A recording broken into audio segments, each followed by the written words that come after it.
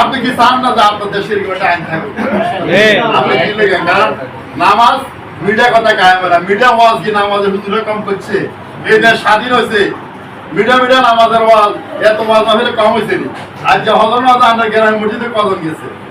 ঠিক কাইলে যদি আইন যে এখন তো উক্তিয়া নামাজ কেউ মসজিদের আইলে তার মন যাবে এক সপ্তাহ দিন কাইলে সকালেতে জুমার সময় লোক যতক্ষণ হয়েছে হজরের সময় যতক্ষণ হইতো না মিডিয়া কথা আইন লাগে, আইন শরিয়া আইন রাষ্ট্র প্রতিষ্ঠিত হবে, নামাজ বাধ্যতামূলক হবে, মদ নিষিদ্ধ হবে, পর্দা বাধ্যতামূলক হবে, যুবকেরা ইফটিজিং করতে পারবে না, ড্রাগ খাইতে পারবে না। কারণ ড্রাগ থাকবে কই?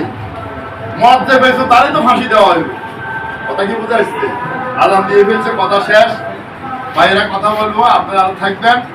তাহলে কাজ একটাই, নিজের খাই সরোয়ার ভাই, নিজের খাই দাঁড়িয়ে পাল্লায় ভোট চাই, আল্লাহর আইন চাই, সত্যকে শাসন চাই। ঠিক আছে?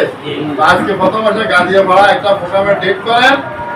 এখানে সাধারণ সভা হবে, অথবা মসজিদে অথবা পরিবেশ থেকে সভ্যতারি হবে। সভ্যতারি যদি বাধা না হয়, পরিবেশ অনুকূল থাকে, এখানে সভ্যতারি ডেট আসার পরে 8:30 এটা আমার শেষ হলে আধা ঘন্টা তার তো আর 1 ঘন্টা আমি আখানা 2 ঘন্টা আলোচনা করবো। এরকম একটা ডেট করে সেখানে 2-3 জন আওয়ামী লীগ সবাই আসবে। এখানে কোনো রাজনীতির কথা হইতো না, সভ্যতার কথা খুব ভালো পরিবেশ থাকলে আমার লোক যোগাযোগ করে ইউনিয়ন আমি একটা ডেট দিচ্ছি।